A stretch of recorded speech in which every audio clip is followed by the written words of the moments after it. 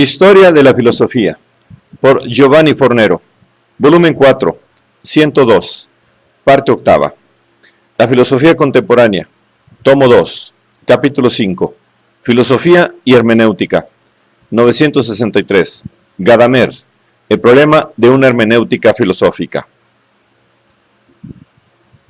Hans Georg Gadamer nace en Marburgo en 1900.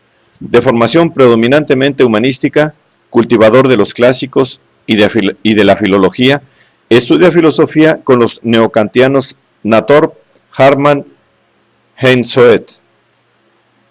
En 1922 consigue el doctorado en filosofía con Natorp y conoce a Schiller, el cual lo dirige hacia la fenomenología que él, en Friburgo, tiene ocasión de aprender de viva voz de Husserl y de Heidegger.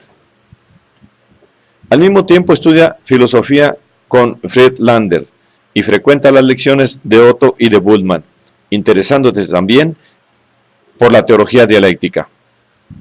En 1928-1929 consigue la habilitación en filosofía con Heidegger y enseña en Marburgo. Un decenio más tarde es profesor en Leipzig, aunque sin hacer concesiones al nazismo.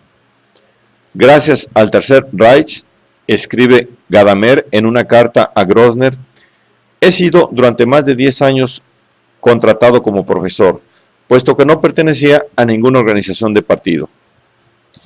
En el mismo Leipzig encontré esencialmente una atmósfera de trabajo objetiva y científica, puesto que a causa de mis vínculos políticos insuficientes no se me tomaba en consideración para los cargos y cosas parecidas.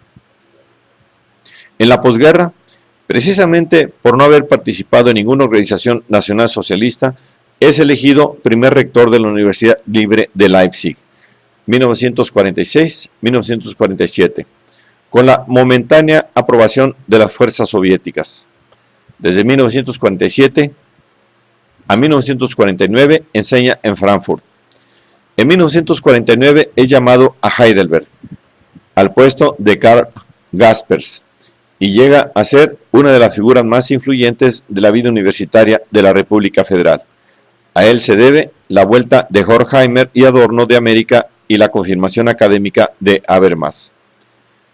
Director de la Philosophie Rundschau de 1953, presidente de la Allgemeine Gesellschaft y de la Heidelberg Academy, miembro de varias sociedades y academias. En los últimos decenios, Gadamer ha continuado incesantemente su actividad de estudioso y de conferenciante, hasta cualificarse como una de las figuras más importantes y significativas del pensamiento actual. La obra principal de Gadamer y la más sistemática es Wahrheit and Method, de 1960. De las demás obras, que recogen lecciones, artículos y intervenciones varias, recordamos Plato's Dialectische Ethik, 1931-1968. Le Problème de la Conscience Historique, 1963. Kleinschriften 1-5, 1967-1977. Hegel's Dialectic, 1971. Vernunft im Zeitalter, 1976. Philosophie Lehrjahre, 1977. Die Aktualität des Schonen, 1977. Die Idee des Guten, 1978. Das Erbe Hegels, 1979. Heidegger's Weich, 1983. El editor Mohr las tiene en curso de publicación en las Gesamte Werke, en 10 volúmenes. Puesto que Verdad y Método constituye una auténtica suma del pensamiento hermenéutico de Gadamer, tanto es así que muchos de los problemas escritos no hacen más que ilustrar o profundizar los temas presentes en ella. En nuestra exposición nos basaremos sobre todo en la misma, aún teniendo presente la totalidad de la producción del filósofo, empezando por los estudios sobre el Platón y Hegel, hasta los ensayos que tratan de las implicaciones éticas de la hermenéutica. Verdad y método representa el resultado de un personalísimo itinerario de pensamiento, que a través de un encaramiento incesante con problemas del arte y de la historia, y a través de un diálogo asiduo con filósofos como Dilthey, Husserl y Heidegger, a lo cual se debe añadir la frecuentación ininterrumpida de Platón y Hegel, ha llegado a interrogarse críticamente sobre las modalidades del entender. En Philosophische Lehre, recordando la génesis de su obra maestra, Gadamer escribe: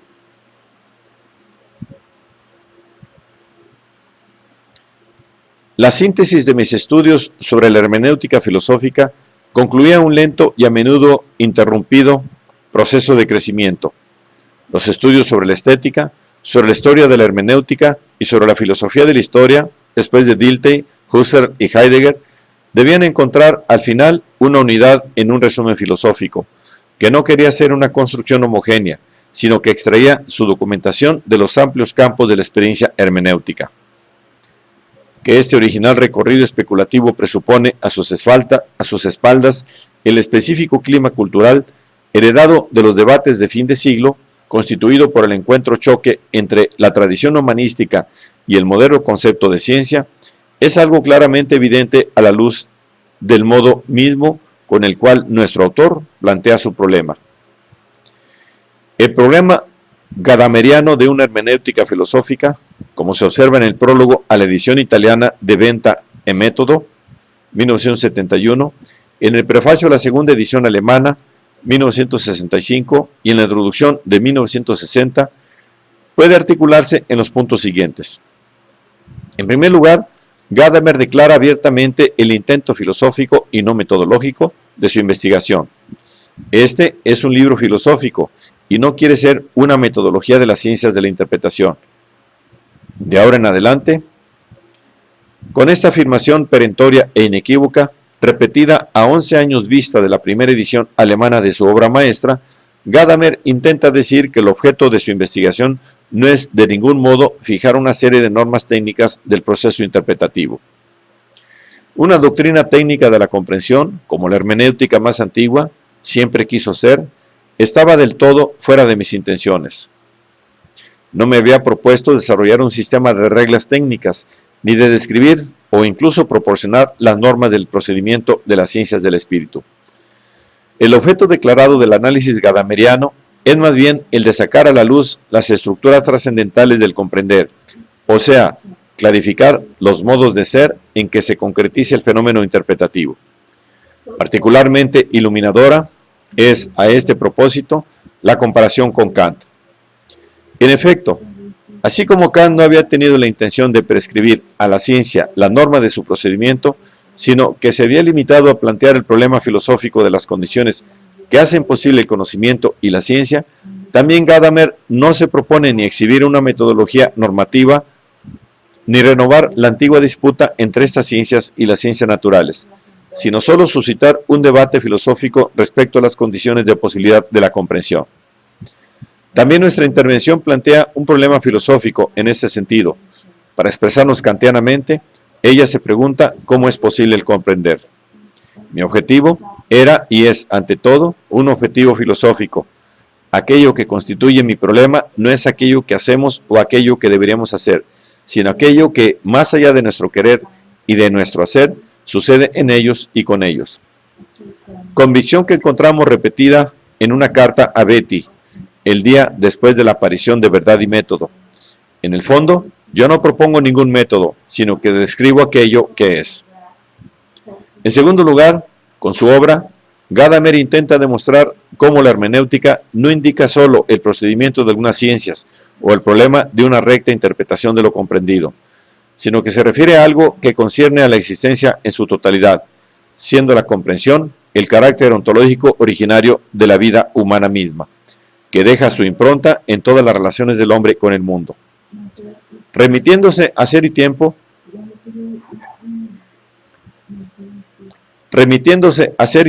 donde el Verstehen es descrito como lo existencial fundamental del ser en cuanto ser en el mundo, Gadamer puntualiza en efecto que el análisis heideggeriano de la temporalidad de la existencia humana ha mostrado de modo convincente que el comprender no es una de las posibles actitudes del sujeto, sino el modo de ser de la existencia misma como tal.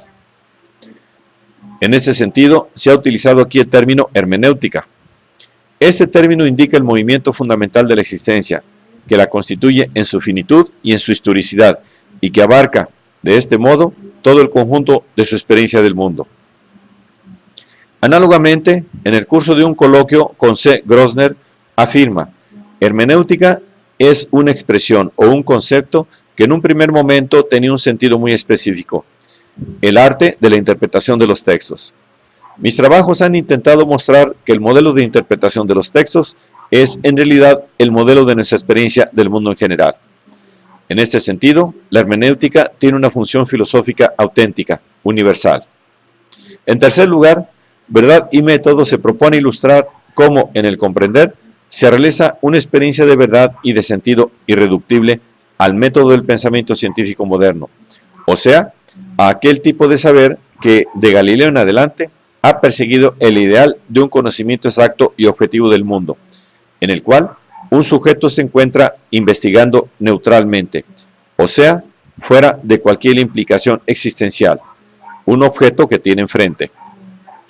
En otros términos, como sugiere el mismo título de su obra maestra, que tiene un valor indudablemente polémico, en cuanto expresa una relación de tensión o de oposición, aunque sea no absoluta, entre los dos términos que lo componen, Gadamer opina que el concepto moderno de ciencia y el correspondiente concepto de método no pueden ser suficientes, esto es, son insuficientes para explicar el comprender propio de las ciencias del espíritu. De ahí el esfuerzo por entender el universo del comprender mejor de cuanto parece posible en el ámbito del concepto de conocimiento de la ciencia moderna. Oponiéndose a las pretensiones de universal dominio de la metodología científica moderna, la cual reconoce como verdadero solo aquello que entra en los raíles de su método, Gadamer cree, en efecto, poder demostrar y justificar la existencia de zonas específicas de verdad, que aun situándose fuera del área cognoscitiva de la ciencia, resultan fundamentales para el hombre, la experiencia artística, histórica, filosófica, jurídica, etc.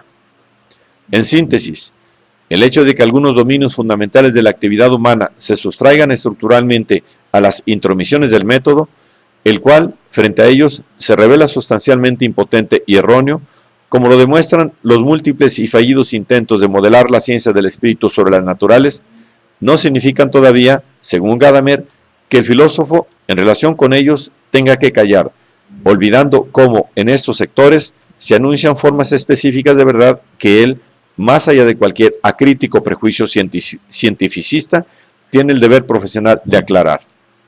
Obviamente, la ilustración de estas experiencias extrametódicas de verdad que coinciden con el estudio de las estructuras del comprender, forma un todo con el intento de alcanzar un acuerdo sobre aquello que las ciencias del espíritu son en realidad, más allá de su autoconciencia metodológica y sobre aquello que las une a una totalidad de nuestra experiencia del mundo.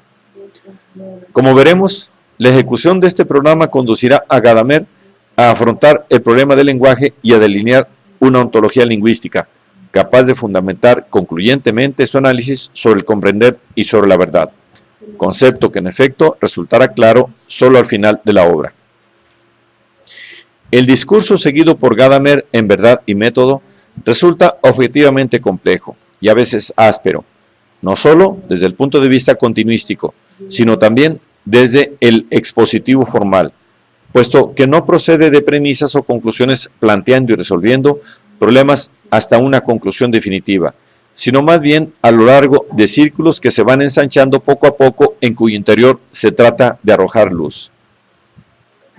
Una línea expositiva de este tipo comunica inevitablemente un sentido de repetitividad que puede resultar epidérmicamente fastidiosa. En realidad, gracias a este procedimiento en círculos concéntricos, Gadamer consigue desentrañar mejor y en profundidad toda una serie de temáticas interrelacionadas.